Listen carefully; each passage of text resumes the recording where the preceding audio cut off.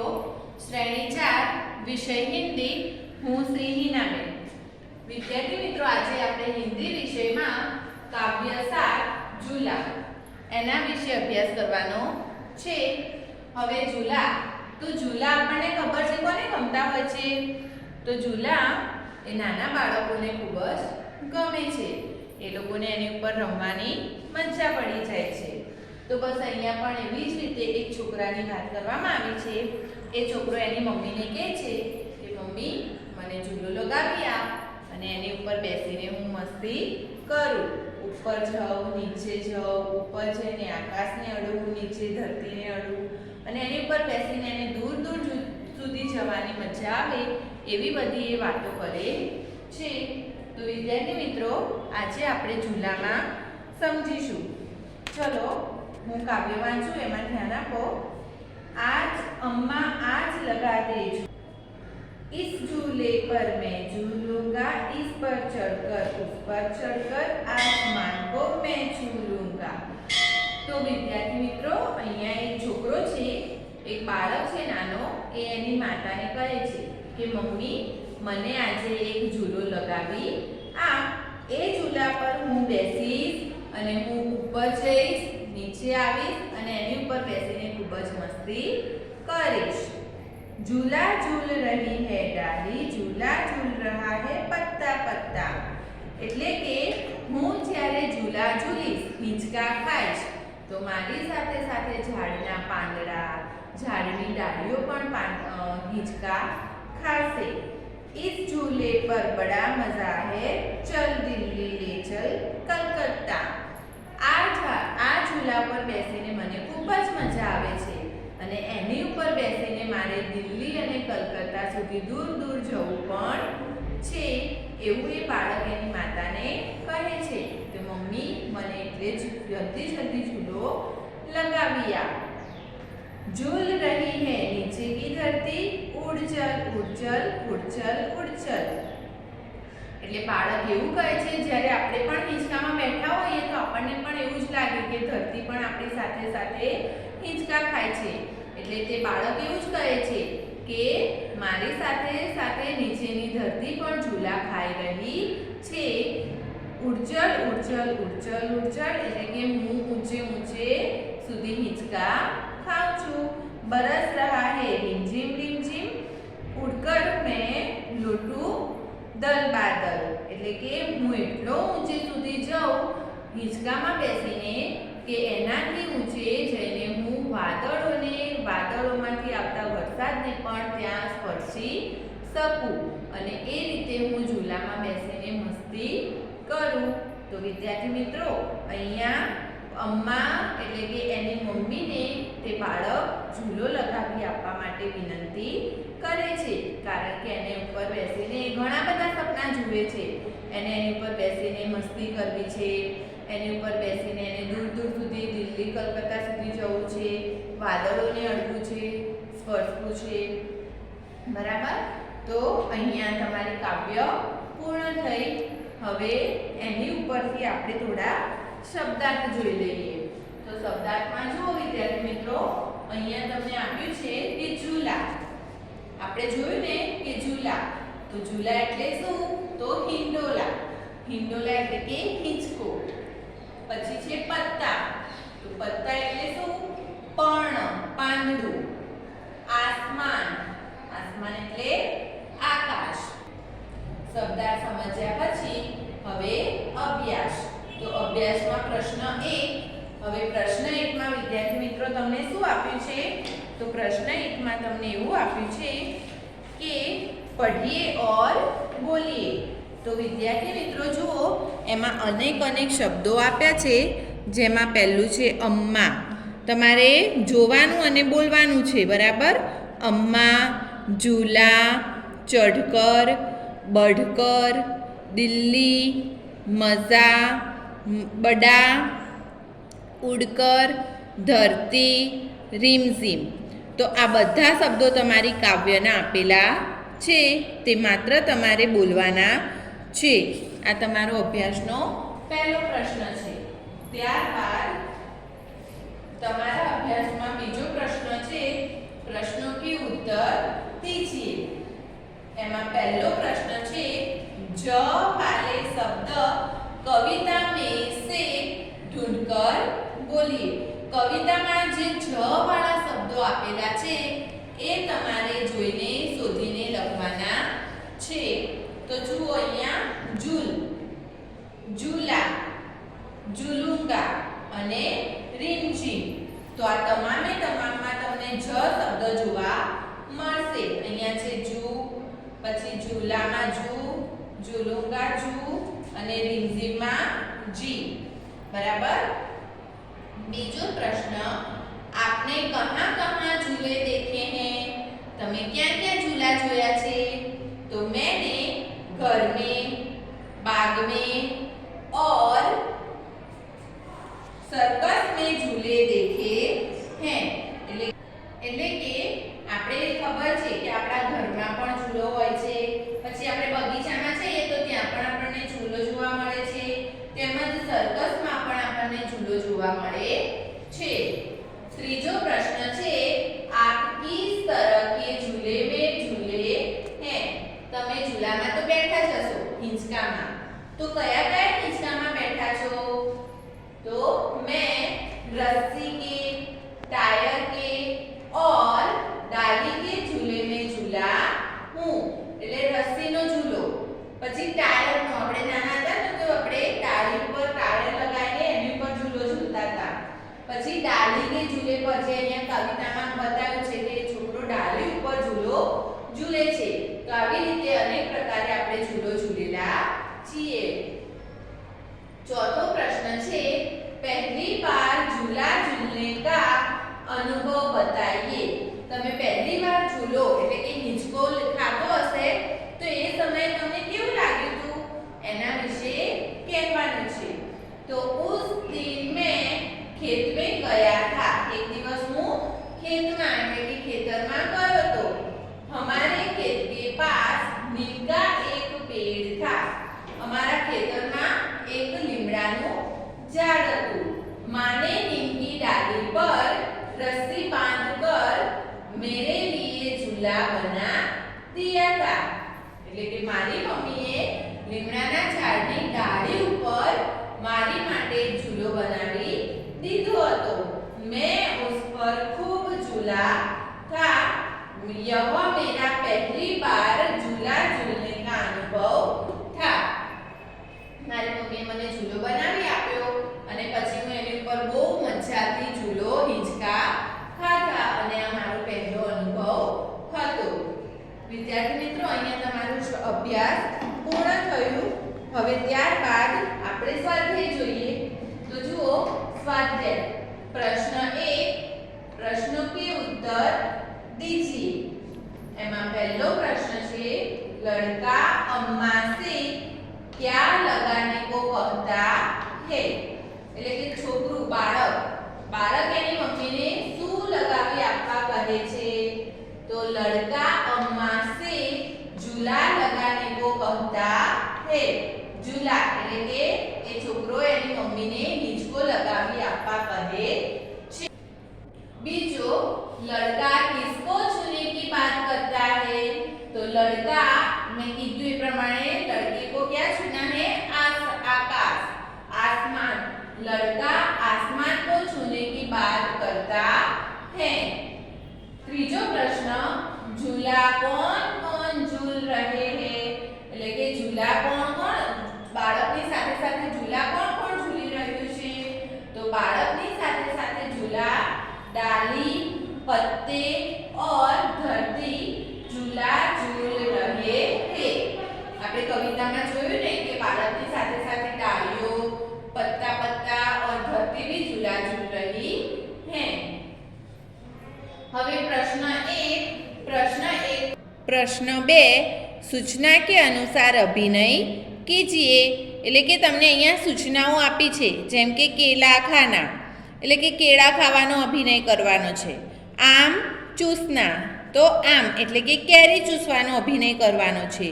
પછી રાખી બાંધના એટલે કે રાખડી બાંધવાનો અભિનય કરવાનો છે। ત્યારે તમારે તમારા ભાઈ કે બહેનનો લેવાના, એમની જોડે રહીને રાખી એટલે કે રાખડી એ લોકોને બાંધવા ની અથવા તો છોકરો હોય તો રાખડી બંધાવવાની, એવો અભિનય કરવાનો છે. પતંગ ઉડાના એટલે કે પતંગ ઉડાવવાનો અભિનય કરવાનો છે. અને ઝાડુ લગાના મતલબ કે કચરો વાળવાનો અભિનય કરવાનો છે. પ્રશ્ન 2 હતો અને ત્યારબાદ તમારો પ્રશ્ન 3. તો પ્રશ્ન 3માં તમને આપ્યું છે કાવ્ય પંક્તિ પૂર્ણ કીજીએ. તો કાવ્ય પંક્તિ પૂર્ણ કીજીએ મેં તમને એવું આપ્યું છે, આજ લગા દે ઝૂલા. તમારી ચોપડીમાં જુઓ, તમારે પહેલો જ ફકરો છે કે આજ લગા દે ઝૂલા, इस झूले पर मैं झूलूंगा, इस पर चढ़कर ऊपर बढ़कर आसमान को मैं छू लूँगा.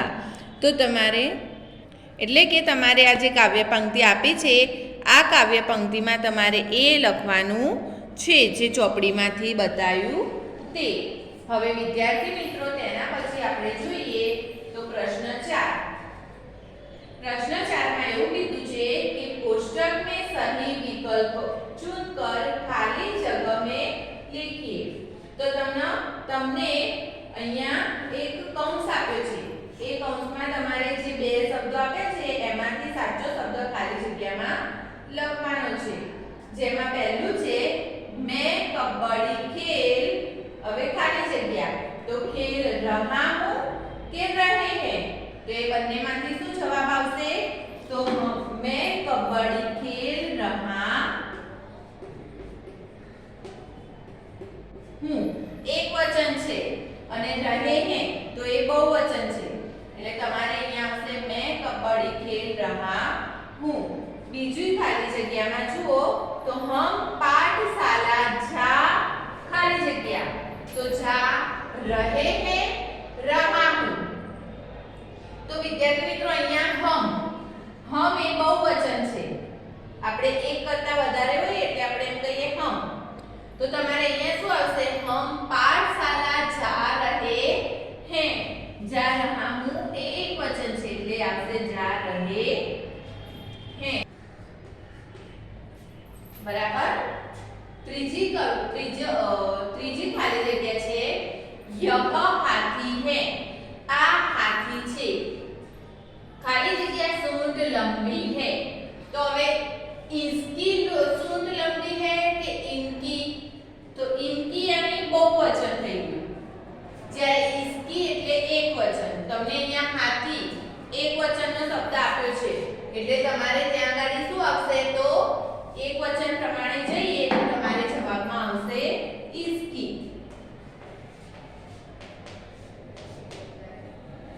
यह हाथी है, इसकी सूंड लंबी है.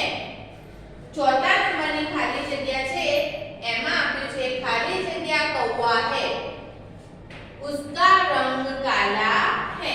હવે यह હોય તો એની જોડે इसकी, इनकी એવું બધું આવે.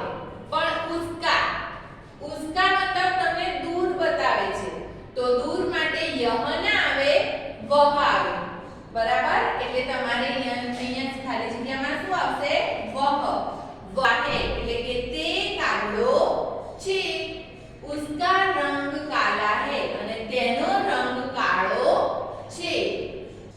5 નંબર ये तितलियां हैं એટલે કે આ તિતલિયાં એ તમારું બહુવચન છે અને ये પણ બહુવચન દર્શાવે છે. બરાબર. એટલે કે આ तितलियां એટલે કે પતંગિયા છે.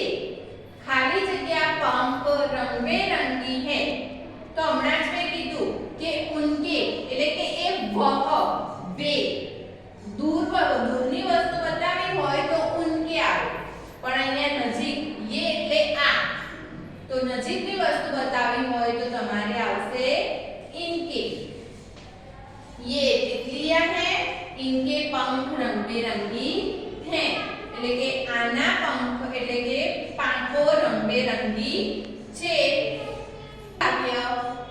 છઠ્ઠી ખાલી જગ્યા वे लड़के हैं.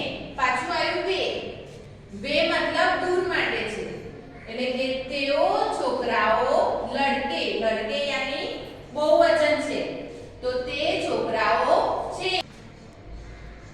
છઠ્ઠી खाली जग्या वे लड़के हैं એટલે કે તે છોકરાઓ છે ખાલી જગ્યા બસતે લાલ રંગ કે હે હવે હમણાં મેં આગળ સમજાવ્યું એ પ્રમાણે વે તો વે ની જોડે શું આવશે ઉનકે કે ઇનકે તો ये હોય તો ઇનકે અને વે હોય તો ઉનકે એટલે કે તેમના બસતે બસતે એટલે કે સામાન તેમના સામાનમાં તેમનો સામાન લાલ રંગનો છે આ તમારી ખાલી જગ્યાઓ પ્રશ્ન 4 હવે પ્રશ્ન 5 તો પ્રશ્ન 5 છે વિરોધી શબ્દ લીખીએ વિરોધી શબ્દ લીખીએ એમાં પહેલું છે આજ તો આજ એટલે આજે અને કલ કલ એટલે કાલે બીજું છે આના એટલે આવવું અને જાના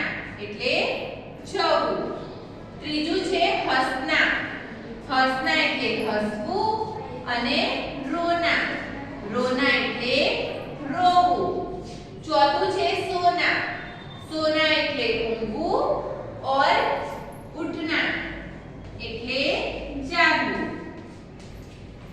बराबर सॉरी सोना मतलब जागना सोना એટલે ઊંઘવું અને જાગના એટલે જાગવું હવે પ્રશ્न 6 માં છે उदाहरण के अनुसार विरोधी शब्द लिखकर वाक्य में प्रयोग कीजिए पहला તમારે વિરોધી શબ્દ લખવાનો અને એના પછી તમારે વાક્ય લખવાનું છે તો તમે જુઓ પહેલું તમને ઉદાહરણ એવું આપ્યું છે કે ચલના ચલના એટલે ચાલવું અને રૂકના એટલે ઊભું રહી જવું હવે એની ઉપરથી આપણે વાક્ય બનાવીએ તો હમે આગે ચડતે રહેના चाहिए આપણે આગળ ને આગળ ચાલતું રહેવું જોઈએ हमें मुश्किलों के सामने रुकना नहीं चाहिए એટલે કે આપણા જીવનમાં ગમે તેટલી મુશ્કેલીઓ આવે આપણે રૂકવું જોઈએ